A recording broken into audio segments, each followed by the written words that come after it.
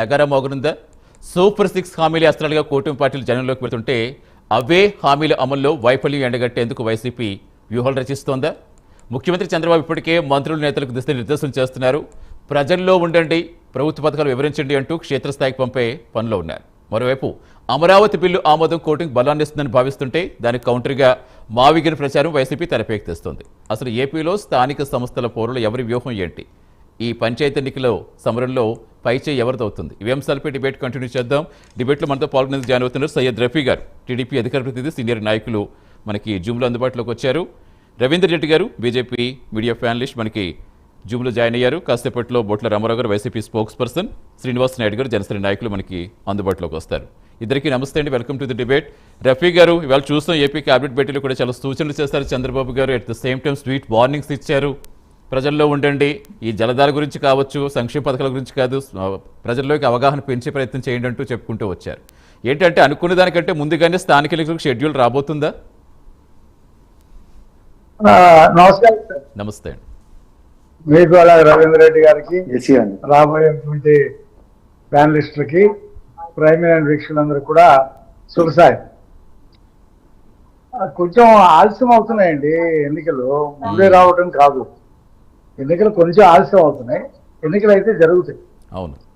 అంటే ఈ బీసీలకు సంబంధించినటువంటి రిజర్వేషన్ పొడిగింపు వ్యవహారం ఒకటి ఉంది, అది సబ్ కమిటీ సిఫార్సులు తీసుకోవాల్సింది ఒకటి. రెండోది, రాష్ట్ర ఎన్నికల కమిషనర్ కూడా కొత్తగా వస్తున్నారు. ఇప్పుడు ఉన్నటువంటి నీలం సాహ్ని గారి టెన్యూర్ అయిపోవచ్చింది. కొత్త కమిషనర్ వచ్చిన తర్వాత ఈ ఎన్నికల ప్రక్రియ ప్రారంభమవుతుంది. రెండోది, ఓటర్ లిస్టు ఆల్రెడీ ఎప్పుడు అప్డేట్ ఉంది, అందులో ఏం ప్రాబ్లం లేదు. ఈ బీసీ రిజర్వేషన్ విషయం ఒకటి తేలితే దాని తర్వాత ఎన్నికలు సంబంధించి నోటిఫికేషన్ వస్తుంది.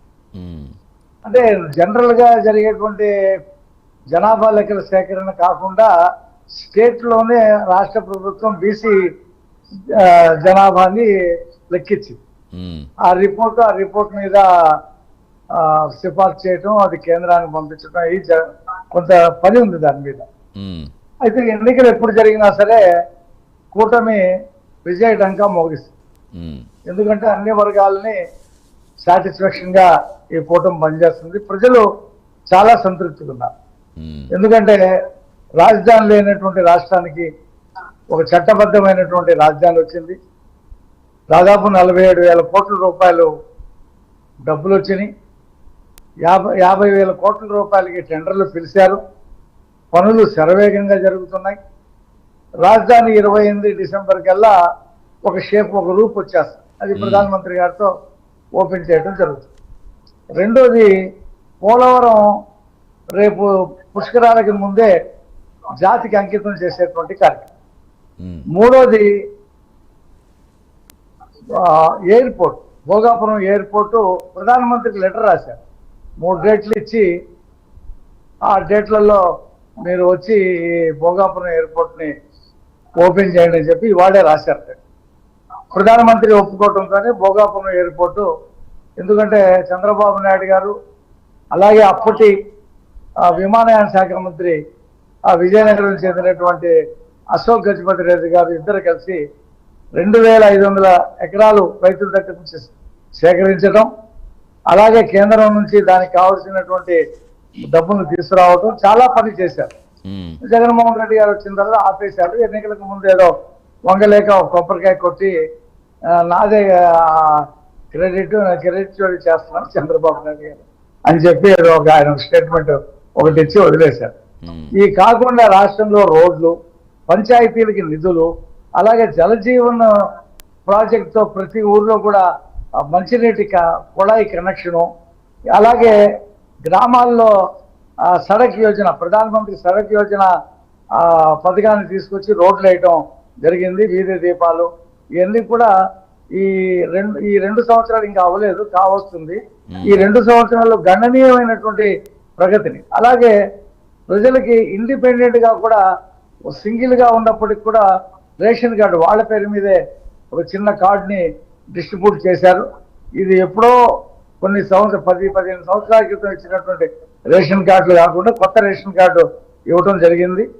అలాగే వృద్ధులు ఎవరైతే ఉన్నారో వాళ్ళకి ఇంటికే వెళ్ళి బియ్యము పంచదార అందజేయడం జరుగుతూ ఉంది, వాళ్ళు షాప్ దగ్గరికి రావాల్సిన అవసరం లేకుండా.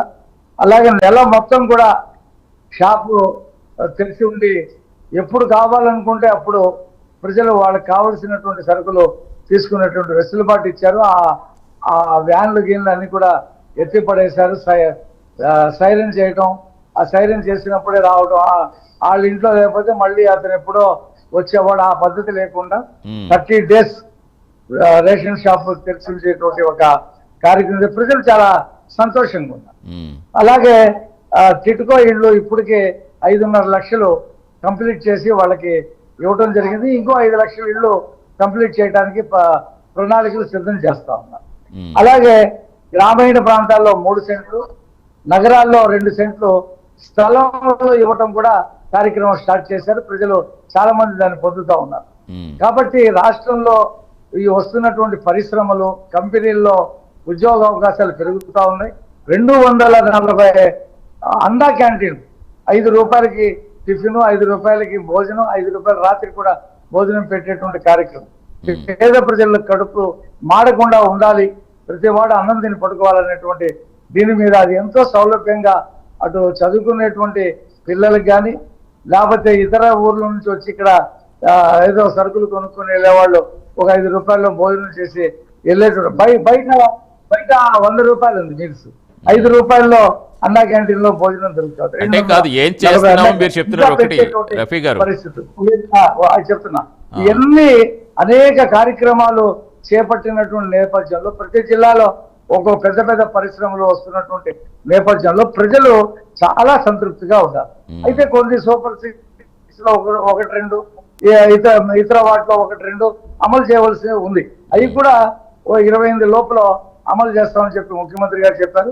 కొత్త పెన్షన్స్ కూడా ఇచ్చే కసరత్తు జరుగుతూ ఉంది. జగన్మోహన్ రెడ్డి హయాంలో 11.5 లక్షలు పెన్షన్లు, ఆ రేషన్ కార్డులు ఎవరికైనా ఉద్యోగం వచ్చినా, ఎవరైనా ఇన్కమ్ ట్యాక్స్కి వెళ్ళినా, లేదా 300 యూనిట్ కరెంట్ ఉన్నా ఆ ముసలి వాళ్ళకి వచ్చేటువంటి పెన్షన్ కట్ చేశారు. అవి 11.5 లక్షలు రూపాయలు.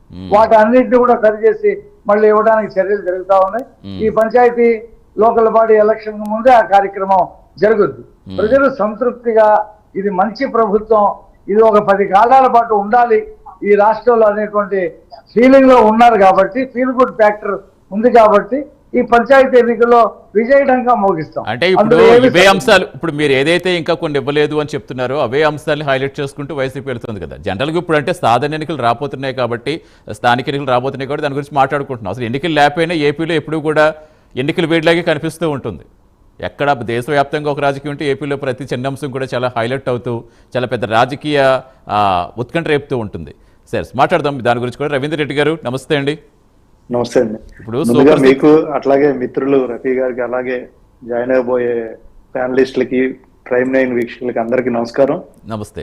అంటే మీరు రవీంద్ర రెడ్డి గారు, ఇప్పుడు ప్రతిపక్షాలు ఇందాక మనం అనుకుంటే సూపర్ 6 అమలు కాలేదు, ఇంకా ఆ హామీలు విఫలం చెందారు, వీటి మీదే వెళ్తున్నట్టుగా చెప్తుంది వైసీపీ ఒకవైపు. అంటే పార్లమెంట్లో అమరావతి చట్టబద్ధత కల్పిస్తే ఇచ్చిన బిల్లు నిజంగా రేపు స్థానిక ఎన్నికల్లో ప్లస్ అవుతుంది అనుకోవచ్చా కూటమి పార్టీలకి?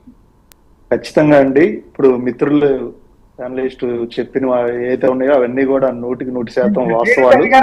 ఏదైతే ఈ కూటమి ప్రభుత్వం, అలాగే మన టీడీపీ కానివ్వండి, జనసేన కానివ్వండి, బీజేపీ కానీ, ఈ రాష్ట్రంలో కూటమి ప్రభుత్వం వచ్చాక ప్రతి నిర్ణయం కూడా సమన్వయంతో ముగ్గురు ఆల్ పార్టీ, మాధవ్ గారు కానీ, చంద్రబాబు నాయుడు గారు కానీ, పవన్ కళ్యాణ్ గారు కానీ కలిసి ఈ రాష్ట్రాన్ని అభివృద్ధి పదంలో తీసుకెళ్లడం కోసం వారి సాయి శక్తుల 100% వాళ్ళ యొక్క ఎఫెక్ట్ పెడతా ఉన్నారు.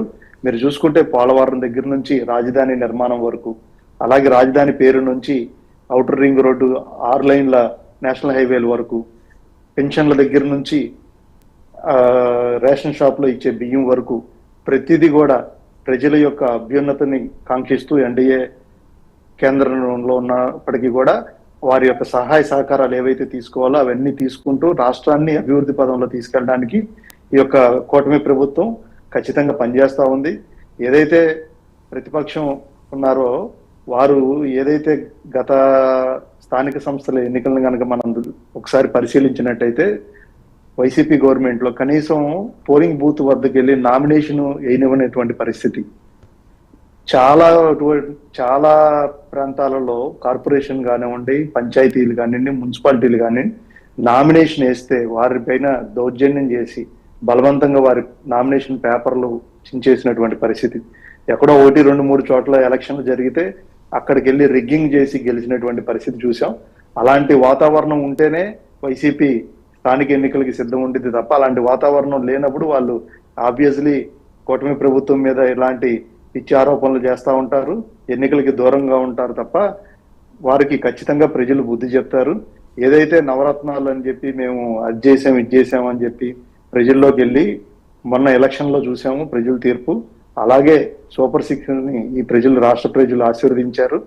ఈ ప్రభుత్వం రేపు జరగబోయేటువంటి ఎన్డీఏ కూటమి, ఈ కూటమి గవర్నమెంట్ లో జరగబోయేటువంటి స్థానిక సంస్థల్లో 100% క్లీన్ స్వీప్ చేయనుంది.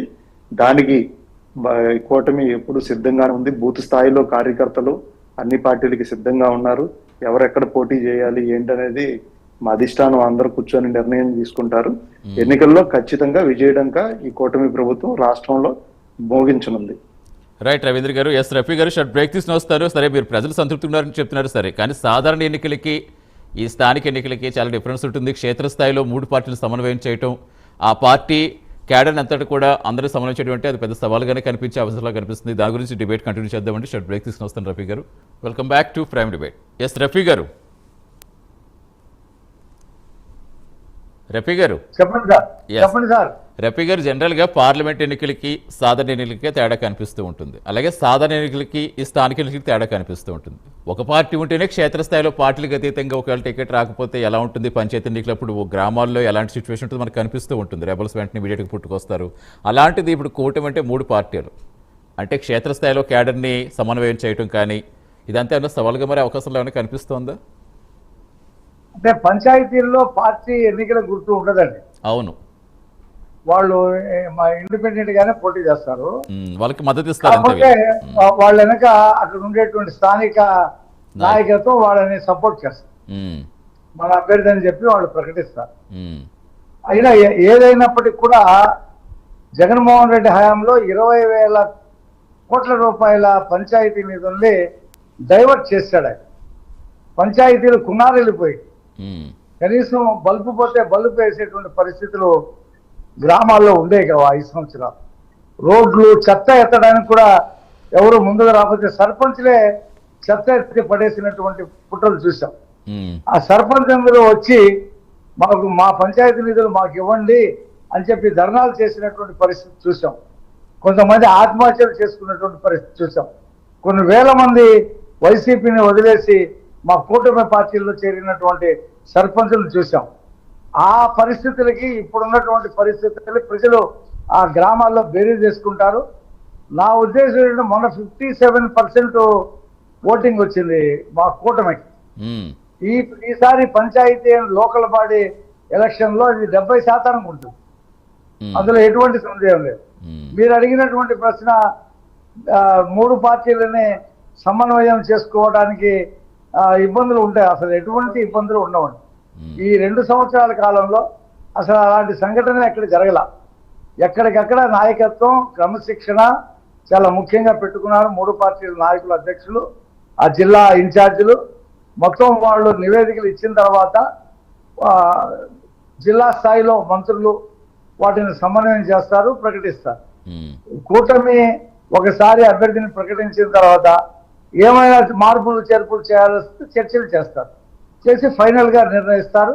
ఖచ్చితంగా కూటమి కార్యకర్తలు ఒక ఛాలెంజ్గా, ఎందుకంటే జగన్మోహన్ రెడ్డి అనేటువంటి ఒక అరాచక వాదిని ఈ స్థానిక ఎన్నికల్లో గట్టి షాక్ ఇస్తేనే కానీ అతను రెప్పాలు కానీ ఈ మావిగన్ కానీ ఇవన్నీ కూడా సమాధానం చెప్పాలంటే ఈ పంచాయతీ అలాగే జడ్పీటీసీ, ఎంపీటీసీ ఎన్నికల్లో చూపిస్తే కానీ అతను నోరు కంట్రోల్ కాదనేటువంటి ఒక కసి, కోపం ఈ కూటమి పార్టీలు 3 ఉంది. వాళ్ళు చక్కగా సమన్వయం చేసుకుంటారు. జిల్లా నాయకత్వం వాళ్ళకి అండదండలు ఇస్తుంది. ఎటువంటి పొరపచ్చలు రాకుండా, పొరపాట్లు లేకుండా చేస్తారు. అందులో ఏమీ సందేహం లేదు. మనం చూసాం శాసనసభ సీట్ల విషయంలో కానీ, పార్లమెంట్ సీట్ల విషయంలో కానీ ఎంత చక్కగా పనిచేశారో, ప్రతి ఓటుని కూటమికి అభ్యర్థులకి పడేలాగా ప్రతి వాళ్ళు ఇంటింటికి తిరిగి ఏ రకంగా ఓట్ పోలింగ్ చేశారో అదే స్ఫూర్తి ఇప్పటికీ కొనసాగుతుంది. ఖచ్చితంగా ఈ panchayat, local body election, ZPTC, MPTC ఎన్నికల్ని, మున్సిపాలిటీ ఎన్నికలు కానీ, కార్పొరేషన్ ఎన్నికలు కానీ ఒక ఛాలెంజ్ గా తీసుకుని కూటమి కార్యకర్తల నాయకులు ముందుకెళ్తారు. దీంట్లో ఎటువంటి జనరల్ గా సాధారణ ఎన్నికల తర్వాత ఏ పార్టీ అధికారంలో ఉందో స్థానిక ఎన్నికలు కూడా వాళ్ళకి సపోర్ట్గా రావడం అనేది ఎప్పటి నుంచి జరుగుతున్న ఒక సాంప్రదాయంలో వస్తున్నది. అది అంటే ఇప్పుడు ఏమవుతుందంటే ఇప్పుడు మీరు ఎంత పార్టీలకు అతీతంగా ఈ ఎన్నికలు, ఒక నిమిషం, పార్టీలకు అతీతంగా ఈ ఎన్నికలు అనుకున్నప్పటికీ ఖచ్చితంగా పార్టీలు ఎంత ప్రతిష్టాత్మకంగా తీసుకుంటున్నాయో కూడా చూస్తూనే వస్తున్నాం. పంచాయతీ ఎన్నికలు అనేటప్పటికి ఇప్పుడు రీసెంట్గా తెలంగాణలో చూస్తాం, ఎక్కడ చూసినా సరే ఇప్పుడు దాన్ని బేస్ చేసుకుంటే క్షేత్రస్థాయిలో మన బలాబలాలు ఎలా అనేది బేస్ చేసుకుంటూ ఉంటాయి. అంటే అటు వైసీపీ కూడా అదే స్థాయిలో ఇప్పుడు ఏ ఇష్యూ అయినా సరే చాలా ఎమోషనల్గా తీసుకునే ప్రయత్నం చేస్తోంది ప్రజల్లోకి. మరి దాన్ని ఎదుర్కోవాలంటే ఎలా? అయ్యా మీరు మన కేరళలో స్థానిక సంస్థల ఎన్నికలు జరిగితే అక్కడ అధికారంలో ఉన్నటువంటి లెఫ్ట్ కి వ్యతిరేకంగా పెద్ద ఎత్తున యూడిఎఫ్, కాంగ్రెస్ అక్కడ గెలవడం జరిగింది. గవర్నమెంట్ ఉన్న చోటే లోకల్ బాడీ ఎలక్షన్ లో గెలవాలనే రూల్ ఏమి లేదు. అది జనరల్ గా అడ్వాంటేజ్ ఉంటుంది అంతే. అందుకంటే ప్రజలు వ్యతిరేకిస్తున్నప్పుడు ఖచ్చితంగా ఇచ్చేస్తారు. ఇప్పుడు జగన్మోహన్ రెడ్డి ఈ మావికాన్ని పెట్టిన తర్వాత అపాస్పాలు అయిపోయింది ఆ పార్టీ. ఎందుకంటే చట్టబద్ధమైనటువంటి రాజధాని, శరవేగంగా పనులు జరుగుతున్నటువంటి రాజధాని, 34,000 ఎకరాలు ఇచ్చినటువంటి ఆ స్థలాన్ని ఏం చేస్తాడో చెప్పలేదు ఆయన. ఇప్పుడు ఉన్నటువంటి కట్టడాలను ఏం చేయాలో చెప్పలేదు. ఇప్పుడు నడుస్తున్నటువంటి అసెంబ్లీ కానీ, కౌన్సిల్ కానీ, ఎగ్జిక్యూటివ్ గా ఉన్నటువంటి బిల్డింగ్స్ కానీ ఏం చేయాలో చెప్పకుండా నేను కొత్తగా 110 కిలోమీటర్ల దారి పొడుగున కట్టుకుంటూ పోతానంటే జనం నవ్వుతున్నారు. అసలు ఆయన చెప్పినటువంటి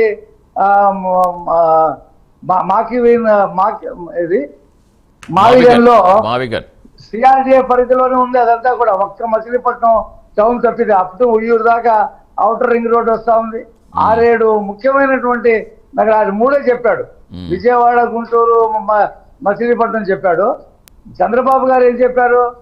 తెనాలి, గుంటూరు, విజయవాడ, అమరావతి, మంగళగిరి, గన్నవరం, అలాగే ఇబ్రాహీంపట్నం, ఇవన్నీ కలిపి అప్ టు జగ్గేపేట దాకా ఇవన్నీ కలిపి సిఆర్డిఏ పరిస్థితి, వీటిని రాజధాని సిఆర్డిఏ ప్రాంతంగా డెవలప్ చేస్తామని చెప్తే ఆయన 3 పట్టుకొని అదేదో అసలు ఎవరికి అర్థం కాని పరిస్థితుల్లో ఇక ఆయన ఆ పిచ్చోడనాలో ఏంటో మరి ఏదో చెప్పుకుంటూ ఒక పక్క రాజధాని రాష్ట్రపతి ఆర్డర్ కూడా వచ్చేస్తే నేను మాగ్యూని పెడతాడంటే ఎక్కడ చెప్పాలా ఆ మాట? అసెంబ్లీలో నువ్వు ఒకసారి ఒప్పుకున్నావు, అమరావతి రాజధాని 30,000 ఎకరాలు కావాలా, సెంటర్ లో ఉండాలా, రాష్ట్రానికి ప్రాంతీయ విభేదాలు రాకూడదు అని చెప్పి మాట్లాడినాడు. ముఖ్యమంత్రి అయిన తర్వాత మార్చేసి 3 రాజధానులు అన్నాడు. ఎందుకు 3 రాజధానులు అంటే 3 ప్రాంతాలు అభివృద్ధి చెందాలన్నాడు. ఇప్పుడు ఆ 3 వదిలేసి 3 ఊర్లు అభివృద్ధి చెందాలని చెప్పి చెప్తా ఉన్నాడు. ఆయనకి అసలు తలా తొక్క లేనటువంటి మాటలు ప్రజలు చాలా అసహించుకుంటారు, నవ్వుకుంటున్నారు. పంచాయతీ ఎన్నికలు మీరు గతంలో చూశారు. కృష్ణా, గుంటూరు, పశ్చిమ గోదావరి జిల్లాలో జరిగినటువంటి 2 ఎమ్మెల్సీ ఎన్నికల్లో అభ్యర్థుల్ని ప్రకటించి పోటీ నుండి విత్డ్రా చేసుకున్నాడు. ముందు ప్రకటించడం ఎందుకు, వాళ్ళు పాపం తిరిగి చాలా ఇచ్చేశారు. పోటీ నుండి విత్డ్రా చేసుకున్నాడు. నాకు ఉన్నటువంటి సమాచారం ఏంటంటే ఈ లోకల్ బాడీ ఎలక్షన్ లో అసలు వైసీపీ పోటీ చేస్తుందా లేదా అనేటువంటి అనుమానం కూడా ఉంది. ఆయన పోటీ నుండి తప్పుకున్న ఆశ్చర్యం లేదు. అంటే ఇక్కడ రఫీ గారు ఇందాక మనం రాజధాని గురించి మాట్లాడుతూ అమ్మఒడి ఇచ్చి చాలా గొప్పదన్నాడు. మేము 67 లక్షల మందికి ఇంట్లో ఉన్నటువంటి పిల్లలందరికీ ఇచ్చి ఇది చాలా గొప్పగా చూపించాం. 3 గ్యాస్ సిలిండర్లు ఇస్తా ఉన్నాం. ఆర్టీసీ బస్సుల్లో మహిళలకు ఫ్రీగా ఇప్పుడు కోట్ల మంది మహిళలు బస్సుల్లో తిరుగుతా ఉన్నారు. అలాగే చాలా కార్యక్రమాలు చేస్తా ఉన్నాం. కాబట్టి ఆయన పోటీ నుండి ఉంటాడో తెలియనటువంటి పరిస్థితి. కాబట్టి మా ప్రభుత్వం మంచి ప్రభుత్వం, ప్రజలు సంతృప్తిగా ఉన్నారు. కాబట్టి ఈ లోకల్ బాడీ ఎలక్షన్ లో మేము విజయడంగా 100% విజయడంగా మోగిస్తాం. స్థానిక ఎన్నికల్లో ఎటువంటి పొరపాటు రాకుండా స్వేచ్ఛాయుత వాతావరణంలో వాళ్ళ హయాంలో లాగా నామినేషన్లు ఏనేయకుండా చింపేయటం, అలాగే బీసీ క్యాస్ట్ సర్టిఫికేట్ ఇవ్వకుండా ఇబ్బందులు పెట్టడం అలాంటివి చేయము. అవసరమైతే ఆన్లైన్ కూడా పెట్టాలని చెప్పి ఆలోచిస్తూ ఉన్నాం. కాబట్టి ఆ రకంగా ఉండవు, స్వేచ్ఛాయుత వాతావరణంలో ఎన్నికలు జరుగుతాయి. ఇందాక రవీంద్ర రెడ్డి గారు చెప్పినట్టు 100% మేము గెలిచేటువంటి పరిస్థితి ఉంది. రైట్ అండి. ప్రస్తుతం మనతో పాదయాత్ర వెంకటేశ్వర రెడ్డి గారు జాయిన్ అయ్యారు, వైసీపీ స్పోక్స్ పర్సన్. నమస్తే వెంకటేశ్వర రెడ్డి గారు. నమస్తే అండి. నమస్తే అండి. ఇప్పుడు ఎప్పుడు ఎన్నికలు లేకపోయినా ఇప్పుడు ఎన్నికలు 3 కనిపిస్తూనే ఉంటుంది ఏపీలో. ఆ స్థాయిలో పోరాటాలు ఉంటాయి. ఏ కొంచెం న్యూస్ అయినా సరే అటు అధికార పక్షం విపక్షం మధ్య మాటల యుద్ధం అలాగే కంటిన్యూ అవుతూ ఉంటుంది. సరే, స్థానిక సంస్థలు ఇంకా లేట్ అవుతున్నాయి, మేబీ ఇంకా రావడానికి ఒక్కొక్క పార్టీ ఆల్రెడీ సిద్ధం చేసుకుంటుంది. ఏంటి అసలు మీ వ్యూహాలు ఏంటి? అప్పుడు అధికార పక్షంలో ఉన్నప్పుడు క్లీన్ స్వీప్ చేశారు, ప్రతిపక్షంగా క్షేత్రస్థాయిలో కొంచెం వాటర్ కొంచెం డేలా పడిన మాట వాస్తవం. క్షేత్రస్థాయిలో నేతలు ఇప్పుడు వాళ్ళకి బలం ఇచ్చే, వాళ్ళకి బూస్టప్ ఇచ్చే విధంగా ఏం చేయబోతున్నారు? స్థానిక పౌరులు వారిని ఎలా ముందుకు నడిపించబోతున్నారు? ముందుగా ప్రైమ్ లైన్ వీక్షకులకి, ప్యానెల్లో ఉన్న పెద్దలకి, రాష్ట్ర ప్రజలకి మీకు శుభ సాయంత్రం. నమస్తే. మానవుడే మహనీయుడు, మనిషే దేవుడు, సత్యమేవ జయతే. ఇక మనం ఇప్పుడు మాట్లాడుతున్న విషయాలు స్థానిక సంస్థల ఎన్నికల్లో మా వ్యూహం ఏంటి అనేది కదా. అసలు స్థానిక సంస్థల ఎన్నికలు జరిపే యోచనలో ప్రభుత్వం ఉన్నదా? నిజంగానే స్థానిక సంస్థల ఎన్నికలు జరుపుతున్నారా? జరిపితే మా వ్యూహం ఏంటి, అధికార పక్ష వ్యూహం ఏంటి, ఇవన్నీ తేల్తాయి. నోటిఫికేషన్ ఇచ్చినప్పుడు ఆటోమేటిక్ గా మా వ్యూహం ఏంటో, వ్యూహం అనేది ఎప్పుడు బయటికి చెప్పేది కాదు, చేసేది మాత్రమే, చేసేదాన్ని మాత్రమే వ్యూహం అంటారు. ఇక్కడ ప్రభుత్వం మంచి ప్రభుత్వం, అన్ని సక్రమంగా అమలు జరుపుతున్నాము అనే మాట మా నోటి గుండా, ప్రభుత్వం ప్రతినిధుల నోటి గుండా, మా నోటి గుండా కాదు రావాల్సింది, ప్రజల నోటి గుండా రావాలి. ప్రజల నోటి గుండా నిజంగా అమ్మఒడి అందరికీ అందుతుందా, నిజంగా రైతు భరోసా ఏ లోపాలు లేకుండా అందరికి అందిందా, నిజంగా ఉచిత బస్సు ప్రజల ప్రయోజనార్థం సమయానికి వేళలు అవన్నీ సక్రమంగా నడుపుతున్నారా ఏ లోపం లేకుండా, నిజంగా గ్యాస్ అందరికీ సక్రమంగా అందుతుందా, ఇవన్నీ కూడా ప్రజలు నిర్ధారిస్తారు. చెబుతున్నదేంటి, క్షేత్రస్థాయిలో జరుగుతున్నదేంటి అని ప్రజలు నిర్ణయిస్తారు. పార్టీలుగా, రాజకీయ కార్యకర్తలుగా కొంతమంది మాత్రమే గ్రామాల్లో ఎదురుతిరిగి పోరాటం చేస్తారు. కానీ సామాన్య ప్రజలు ఏం చేస్తారంటే ఎన్నికలు వచ్చినప్పుడు సైలెంట్ గా వాళ్ళ సత్తా ఏంటో చూపిస్తారు. మనం చెప్పింది జరగకపోతే, మనం చెప్పింది ఇవ్వకపోతే, జరగకపోతే, మనల్ని మోసం చేస్తే అందరూ ప్రజలు రాజకీయ పార్టీ కార్యకర్తల్లాగా తిరగబడరు. వాళ్ళు ఎప్పుడు చెప్తారు? రాని ఎన్నికలు వస్తాయి కదా, అప్పుడు సైలెంట్ గా వాళ్ళు ఏం చేయాలో అది చేస్తారు. మీకు ఏపీలో ఇంకో కల్చర్ కూడా ఉంది. రాజకీయ పార్టీలు, అన్ని పార్టీలు డబ్బులు పంచడం, ఈ ఓటర్లు అన్ని పార్టీల దగ్గర డబ్బులు తీసుకోవడం అనేది కూడా చూస్తుంటాం మనం. అది బహిరంగ చెప్తున్నారు కదా, పార్టీలు చెప్తున్నాయి కదా, పార్టీలు వాళ్ళు చేస్తారు.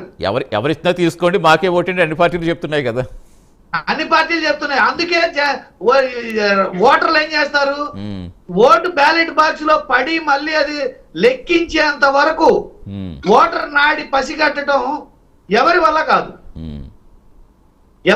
కాదు.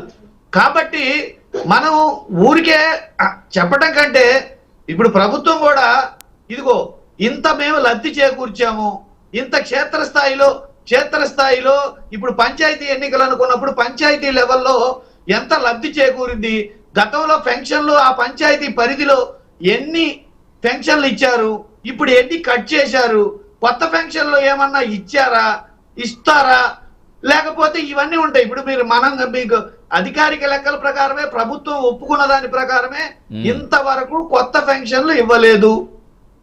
అధికారిక లెక్కల ప్రకారమే 5 లక్షలకు పైచీలుగా అనర్హుల పేరిట పెన్షన్లు కట్ చేశారు. నేను జాయిన్ అయ్యానండి, కట్ చేశారు. ఇట్లా చూసుకుంటూ పోతే క్షేత్రస్థాయిలో వాటి ప్రభావం చాలా ఉంటది. మనం ఊరికే మీడియాలో మాట్లాడుకొని మంచి ప్రభుత్వం అని మనం చెప్పుకున్నంత మాత్రాన కాదు, నిజంగా ఆ ఫలితాలు క్షేత్రస్థాయిలో అందినయా లేదా, అందకపోతే ప్రజలు ఏం నిర్ణయిస్తారు, గ్రామాలలో రాజకీయాలు ఎలా ఉన్నాయి, కూటమిలోనే ఐక్యత లేక, కూటమిలోనే మనం అధికార పార్టీలో ఉన్నవాళ్ళు ఇంకా 3 ఏళ్ల పరిపాలన ఉన్నా కానీ పార్టీలు అధికార పార్టీ నుంచి ప్రతిపక్షానికి మారుతున్నారు, కార్యకర్తలు మాకు అన్యాయం జరిగిందని చెప్పేసి సోషల్ మీడియాలో మనం చూస్తూనే ఉన్నాం. ఇట్లా రకరకాల అన్ని మనం చూస్తున్నాం. ఇలాంటి నేపథ్యంలో కూడా తప్పులేదు, పార్టీ పరంగా పార్టీ ప్రతినిధులుగా మేము మంచి చేశామని చెప్పి ప్రచారం చేసుకోవడంలో తప్పులేదు. కానీ దయచేసి నేను ప్రభుత్వాన్ని ఏం కోరుతున్నానంటే, మీరు చెబుతున్నవి ప్రకటించినవి క్షేత్రస్థాయిలో అమలు జరగట్లేదు. వాటిని దయచేసి ఇప్పటికైనా మీ ఎన్నికల కోసమైనా మీ గెలుపు కోసమైనా, ప్రజల మీద ఎట్టాగు కన్సర్న్ లేదు, మీరు ఇచ్చిన మాటల మీద ఎట్టాగు కన్సర్న్ లేదు, కనీసం మీ ఎన్నికల కోసమైనా మీ గెలుపు కోసమైనా కనీసం ఈ పరిస్థితినైనా అడ్వాంటేజ్ గా తీసుకొని మీరు జనాలకి క్షేత్రస్థాయిలో లబ్ధి చేకూరేటట్టు, మేలు జరిగేటట్టు, ఇచ్చిన మాటలు నిలబెట్టుకునేటట్టు చూడమనేది నా విన్నపం. రైట్ రఫీ గారు, ఇప్పుడు హామీలు అమల్లోకి ఇంకా వచ్చే హామీలు ఇంకా కొన్ని ఉన్నాయి, అవి నెరవేరుస్తాం త్వరలో మీరు చెప్తున్నారు. ఆల్రెడీ నెరవేరుస్తున్న హామీల్లోనే ఎన్ని పరిస్తున్నాయి, ఎందుకు పెన్షన్లు తగ్గాయి, ఎందుకు అమ్మఒడి ఇంత అలాగే ఇస్తున్నామని చెప్తున్నారు, ప్రతి బిడ్డకి ఇస్తామని చెప్తున్నారు, కానీ గతం కంటే ఎందుకు ఇంత అమౌంట్ తగ్గుతోంది? ఇవి ప్రధానంగా వాళ్ళు సంధిస్తున్న ప్రశ్నలు.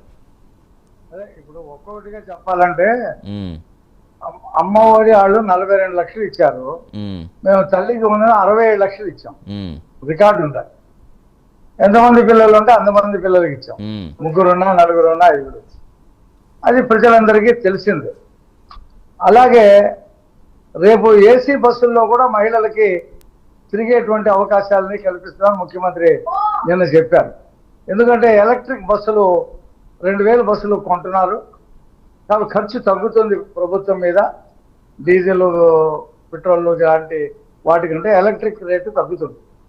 వాటిలో మహిళలకి ఏసీ బస్సుల్లో కూడా ఫ్రీ జర్నీ ఇవ్వబోతా ఉన్నాం. ఇప్పటికే 1 కోటి మందికి పైన దాన్ని బస్సును వినియోగించుకున్నటువంటి రికార్డు. ఎందుకంటే కార్డు చూపిస్తే, ఆధార్ కార్డు చూపిస్తే ఒక టికెట్ కొట్టిస్తారు, ఊరికనే కూర్చోండి అని అనరు. అవును, ఆ 0 టికెట్లు ఎన్ని కొట్టారు అనేది ఇప్పటికప్పుడు ఏ రోజు ఆ రోజు లెక్క ఆర్టీసీ హెడ్ క్వార్టర్స్ కోటి దాటిపోయింది ఇప్పటికే. ఇక అలా అంటే అన్నదాత సుఖీభావులు 3 సార్లు వేసాం. 3 సార్లు ఇప్పటికీ రైతులకి 44 లక్షల మంది రైతులకి డబ్బులు ఇవ్వడం జరిగింది. ఆటో వాళ్ళకి ఆ ప్రభుత్వం 10,000 ఇస్తే మేము 15,000 ఇచ్చాం.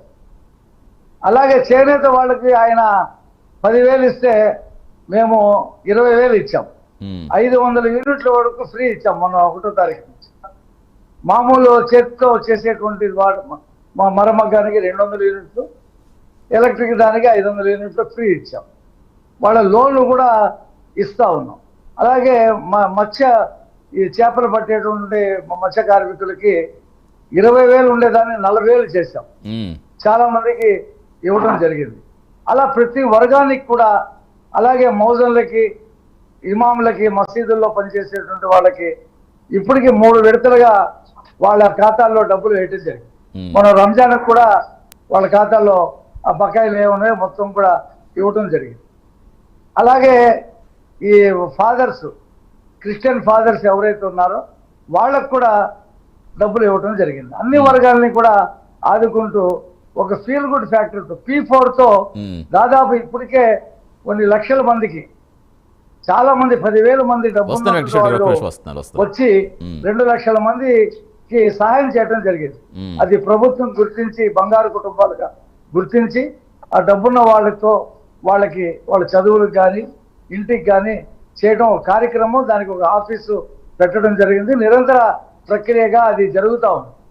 అది మేము ఎన్నికల వాగ్దానాల్లో చెప్పింది కాదు, లేకుండా కూడా ఇచ్చాం. అలాగే కొత్తగా అన్నా క్యాంటీన్లు కూడా ప్రతి నియోజకవర్గంలో జనం ఉన్న చోట పెట్టి 3 పూట్ల వాళ్ళకి అన్నం పెట్టడం, టిఫిన్ పెట్టడం జరుగుతుంది. అలాగే తిరుమల తిరుపతి దేవస్థానంలో వెంకటేశ్వర స్వామికి జరిగినటువంటి అపచారాన్ని బయటపెట్టి, ఆ నూనెతో తయారు చేసినటువంటి కల్తీ నెయ్యి వ్యవహారాన్ని బయటపెట్టి, పరిశుద్ధమైనటువంటి నెయ్యితో ఇవాళ ఆ ప్రసాదాన్ని అందజేస్తా ఉంటే కోట్లాది మంది భక్తులు ఆ ప్రసాదం తిని సంతృప్తి వ్యక్తం చేస్తా ఉన్నారు. గతంలో ఉన్నటువంటి లడ్డు ఏంటి, ఈ లడ్డు ఏంటి, ఆ నెయ్యి వాసనలు చాలా తేడా కనిపిస్తుందని చెప్పేసి వాళ్ళు తిరుమల తిరుపతికి వెళ్ళి దర్శనం చేసుకున్న అనంతరం భక్తులు బయటకు వచ్చి చెప్తున్నటువంటి మాట. Right. ఇలా వస్తాం అనేక మళ్ళీ, yes. రంగాల్లో అనేక రకాలుగా ప్రజల్ని అనేక కంపెనీల్లో ఉద్యోగుల్ని పెట్టి ఇప్పటికే 5 లక్షల మంది ప్రైవేటు కంపెనీల్లో ఉద్యోగాలకు వెళ్ళడం జరిగింది. దాదాపు భారతదేశంలో వచ్చినటువంటి పెట్టుబడుల్లో 25% ఆంధ్రప్రదేశ్కి వచ్చినాయని చెప్పి కేంద్ర ప్రభుత్వం పార్లమెంట్ లో, అలాగే స్టేట్ బ్యాంక్ ఆఫ్ ఇండియా ప్రకటించడం జరిగింది. ఇలా పెట్టుబడుల్లో వరద వస్తా ఉంది కాబట్టి ఇదంతా కూడా ఫీల్ గుడ్ ఫ్యాక్టర్ గా ప్రజల ముందు వెళ్తుంది. కాబట్టి ప్రజలు ఖచ్చితంగా కూటమి పార్టీనే ఎన్నుకుంటారు. కాబట్టి మేము ఖచ్చితంగా ఎటువంటి పొరపాట్లు లేకుండా, అరాచకం లేకుండా, Jaganmohan Reddy local body elections ముందు మంత్రులకి ఎమ్మెల్యేలకు వార్నింగ్ ఇచ్చారు, మీరు ఏకగ్రీవాలు చేయించాలా, మీ నియోజకవర్గాల్లో ఏకగ్రీవాలు చేయకపోతే మీరు రాజీనామా చేసి నా దగ్గర కూడా రావద్దు, గవర్నర్ దగ్గరికే వెళ్ళి మీరు రాజీనామా ఇచ్చేయండి మంత్రులు, ఎమ్మెల్యేలకు మీకు టికెట్ ఇవ్వను అని చెప్పి చెప్తే ఎన్ని అరాచకాలు లోకల్ బాడీ ఎలక్షన్స్ లో మున్సిపాలిటీలో మనం చూసాం కదా. మార్కాపురంలో ఏం జరిగిందో, అలాగే అన్ని రాయలసీమ ప్రాంతాల్లో ఏ రకంగా చేశారో మనం చూసాం. మా ప్రభుత్వంలో అలా ఉండదు, ఆన్లైన్ లోనే నామినేషన్ వేసే అవకాశం కోసం పరిశీలన చేస్తా ఉన్నారు. అదే ఎందుకు అసలు పెట్టే ఉద్దేశం ఉందా లేదని అడిగారు. ఒక్క నిమిషం ఇవన్నీ జరగాలంటే అసలు మీకు ఎన్నికలు పెట్టే ఉద్దేశం ఉందా లేదని ముందుగా వెంకటేశ్వర గారు వచ్చిన వెంటనే అదే మాట అడిగారు. వస్తాను వెంకటేశ్వర గారు, మీరు చెప్తారు కానీ ఒకసారి రెస్పాన్స్ దొరికి అసలు మీకు ఎన్నికలు ఎప్పుడు వస్తాయనేది క్లారిటీ ఉందా, ఎన్నికలు అసలు పెట్టే ఉద్దేశం ఉందా అని అడుగుతున్నారు. ఒక వారం రోజుల్లో కొత్త ఎన్నికల అధికారి, ఒక రాష్ట్ర ఎన్నికల కమిషనర్ రాబోతా ఉన్నారు. వచ్చిన తర్వాత ఆయన ద్వారా ఈ ఎన్నికల నోటిఫికేషన్ రాబోతా ఉంది. రైట్, రవీంద్ర గారు వస్తాను, మీ దగ్గరకు వస్తాను. ఒక నిమిషం వెంకటేశ్వర రెడ్డి గారు, సో మీరు ముందు అడిగిన దానికి ఆన్సర్ ఇచ్చారు, తర్వాత మీకు ఇప్పుడు అబ్జెక్షన్స్ ఏంటో చెప్పండి. ఇప్పుడు ముఖ్యంగా ప్రధానమైన హామీలు రాష్ట్ర వ్యాప్తంగా జగనన్న కాలనీలకి 1.5 సెంటు పట్టా రద్దు చేసి, మేము వస్తే రూరల్ ప్రాంతంలో 3 సెంట్లు, అర్బన్ ప్రాంతంలో 2 సెంట్లు ఇస్తామని చెప్పేసి ప్రభుత్వం ఎన్నికల ముందు మేనిఫెస్టోలో ప్రకటించింది. 1 సెంటు భూమి ఎవరికి ఇంతవరకు ఇవ్వలేదు. 2 సంవత్సరాలు గడిచిపోయింది. అట్లనే ప్రధానంగా నిరుద్యోగ భృతి 20 లక్షల మందికి 3,000 చొప్పున నెలకి నిరుద్యోగ భృతి ఇస్తామని చెప్పింది. ఒక్కరికి కూడా నిరుద్యోగ భృతి ఇవ్వలేదు. అట్లనే ఆడబిడ్డ నిధి 2 సంవత్సరాల కాలం గడిచింది. ప్రతి మహిళకు 1,500 రూపాయలు ఇస్తామని చెప్పేసి అనౌన్స్ చేసి, ఈ హామీలలో నేనేమడుగుతున్నానంటే, ఇప్పుడు మీరు 2 సంవత్సరాలు గడిచిపోయింది, నిరుద్యోగ భృతి గడిచిన కాలానికి కూడా కలిపి 2 సంవత్సరాలు కలిపి మీరు ఇస్తారా, లేకపోతే ఈ 2 సంవత్సరాలు ఉచికాకేనా? అట్లనే ఆడబిడ్డ నిధి ఈ 1,500 రూపాయలు గడిచిన కాలానికి కలిపి 2 సంవత్సరాలు కలిపిస్తారా, లేకపోతే ఈ 2 సంవత్సరాలు ఉచికాకేనా? ఇవ్వరా? అట్లానే ఈ ఇళ్ల పట్టాలు ఎప్పుడు ఇస్తారు? ఈ ఇళ్ల పట్టాలు 3 సెంట్ల కాడికి రూరల్ ప్రాంతంలో, 2 సెంట్ల కాడికి అర్బన్ ప్రాంతంలో ఇస్తామని చెప్పేసి చెప్పారు. 2 సంవత్సరాల కాలం గడిచిపోయింది. 1 సెంటు కూడా ఎక్కడ ఇవ్వలేదు. 1 సెంటు కూడా ఎక్కడ ఇవ్వలేదు. ప్రభుత్వం అసలు ఈ హామీలను పట్టించుకుంటుందా లేదా? ఇవన్నీ ఇక ఎన్నికల విషయం వచ్చేసరికి ఇంతవరకు ఎన్నికల కమిషనరే నియమించలేదు.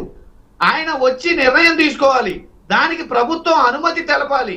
ఈ అనుమతి తెలిపిన తర్వాత అప్పుడు ఎన్నికలు షెడ్యూల్ ప్రకటిస్తారు. ఈ షెడ్యూల్ ప్రకటించిన తర్వాత ఎప్పటికో ఎన్నికలు జరుగుతాయి. ఈ అన్ని ఇప్పుడు ఎందుకు హఠాత్తుగా ఇప్పుడు ఈ టాపిక్లన్నీ ఎందుకు ప్రభుత్వం తెర మీదకు తెస్తుంది అంటే, అన్ని విషయాలలో వైఫల్యం చెంది ఇప్పుడు రఫీ గారు అంటున్నారు అలా కాదు ఇక్కడ అంటే వెంకటేశ్వర రెడ్డి గారు, అలా కాదు. ఇప్పుడు వాళ్ళు అమరావతి కేంద్ర చట్టబద్ధత కల్పించామని చెప్పుకుంటూ వస్తారు, మీరు మావిగన్ అంశం తెరపైకి తీసుకొచ్చారు.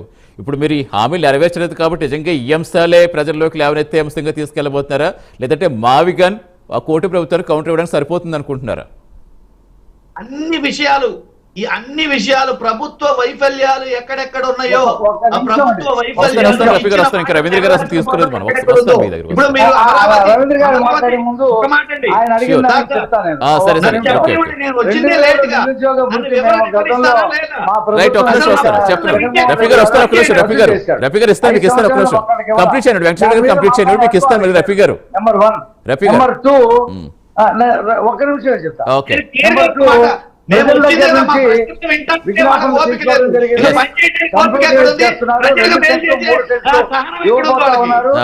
స్థానిక సంస్థలకు ముందే గ్రామాల్లో పట్టణాల్లో యువత ఉన్నారు. ఇప్పటికే 5.5 లక్షలు ఇళ్లు కట్టించాం. ఆయన టిట్కో ఇళ్లు పాడు పెట్టాడు. దాని మీద లోన్ అంటే ఆల్రెడీ హాఫ్ టర్మ్ అయిపోయింది కదా, ఇంతకు ముందు వరకు ఇవన్నీ శ్రీనిధులు ఇవన్నీ కూడా అన్ని కల్పిస్తారా? ఈ 2 ఏళ్ల తర్వాత మొత్తం అందరికి కల్పిస్తారా? 2 ఏళ్ళకి కూడా కల్పిస్తారని అడుగుతున్నారు. లోకల్ బాడీ ఎన్నికలకు ముందు ఏమో సాధారణ ఎన్నికలకు ముందు అన్ని కంప్లీట్ చేసిన తర్వాతే మేము ఎన్నికలకు వెళ్తాం. ఎస్ వెంకటేశ్వర రెడ్డి గారు. సార్, నన్ను చెప్పనిస్తారా? సార్, ఒకసారి నేను లేట్ గా వచ్చాను. ఎస్ ఎస్ మా మాట్లాడండి, అందులో ప్రశ్నలన్నీ చెప్తున్నా, మాట్లాడండి. మా రవీంద్ర గారు కూడా ఇవ్వలేదు మనం ఇంకా. ఇంట్రెక్ట్ అవుతారా? ఎస్ చెప్పండి. చాలా ఉన్నాయి ప్రశ్నలు, ప్రభుత్వ వైఫల్యాలు చాలా ఉన్నాయి. అవన్నీ మేము చెప్పాలి. ప్రజలకి వింటే కదా, అసలు కనీసం వినడానికే ఓపిక లేనప్పుడు రైట్ వాళ్ళు రైట్ వేరే మనకి ఎస్ చేస్తారు. ఎస్ కాదు ఏమన్నా చెప్పండి, అంటే మనకి సమయం కూడా అవుతుంది కదా. వెంకటేశ్వర రెడ్డి గారు ప్లీజ్ చెప్పండి, ప్లీజ్. లేట్గా వచ్చారు కరెక్టే, కానీ అడిగారు కదా.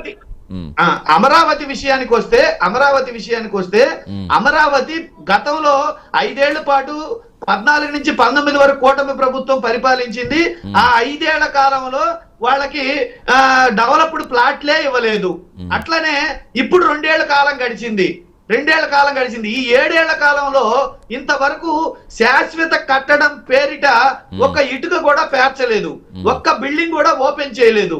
ఇక మేమేమంటామంటే, మీరు చట్టం చేశాము, పాదయాత్ర చేశాము, మొక్కులు మొక్కాము, టెంకాయలు కట్టాము, అవన్నీ తీరిపోయినాయి అని కంటే, మీరు ఇప్పుడు ఈ 3 ఏళ్ల కాలంలో మీరు గనక మీరు ఇచ్చిన మాట ప్రకారం రాజధానిని కంప్లీట్ చేయలేకపోతే ఖచ్చితంగా ప్రజలు 19లో ఏ రకమైన తీర్పు ఇచ్చారో 29లో అదే రకమైన తీర్పు ఇస్తారు, ఇంక్లూడింగ్ రాజధాని ప్రాంతంతో సహా.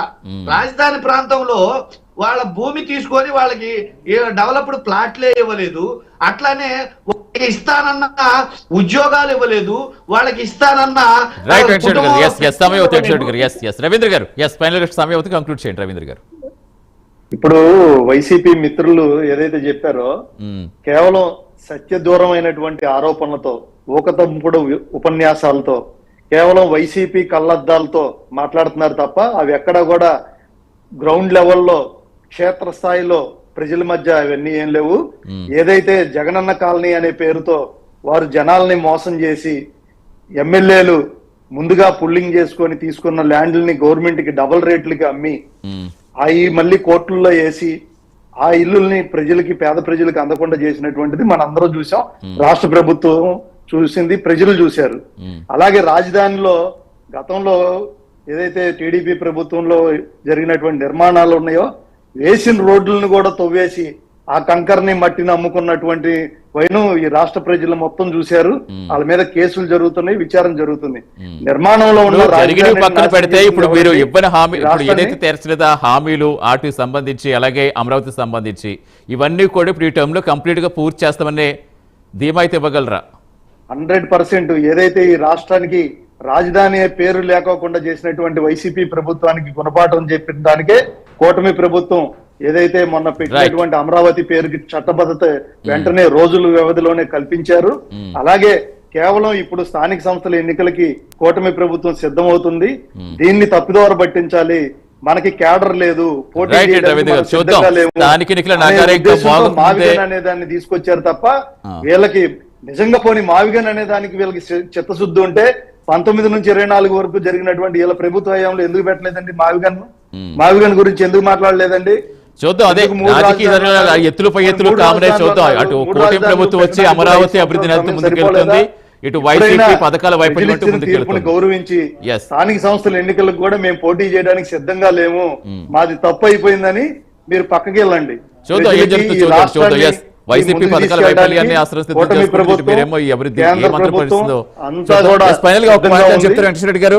ఎస్ సమయం అయిపోతుంది అందుకు. Yes. నేనేమంటున్నానంటే ఆ. సోదరులు మేము హామీలు అమలు జరపలేదు పక్కకి వెళ్ళండి తప్పుకోండి అంటున్నారు అంటే మేము పక్కకి వెళ్తే తప్పితే మీరు గెలవలేరా? మేము ఇప్పుడు పోటీలో మొన్న ఉంటే మీరు ఎన్నికల్లో గెలవలేరా? రైట్ మనకు అంత సమయం లేదు, మళ్ళీ సబ్జెక్ట్ డిబేట్ అవుతుంది. ఎస్ ఎస్ చూద్దాం ఏం జరుగుతుందో చూద్దాం ఇంకా. ఎస్ చేసినటువంటిది రాష్ట్ర ప్రజలు మొత్తం చూశారు. నేను మీరు ఇక్కడ రైట్ థ్యాంక్ యూ పాదయాత్ర వెంకటేశ్వర గారు, థ్యాంక్ యూ రఫీ గారు, థ్యాంక్ యూ రవీంద్ర రెడ్డి గారు, thanks for joining in debate అండి. ఇది ఇవాళ prime debate. Keep watching prime 9 news. నిజం ఇదే మైస్.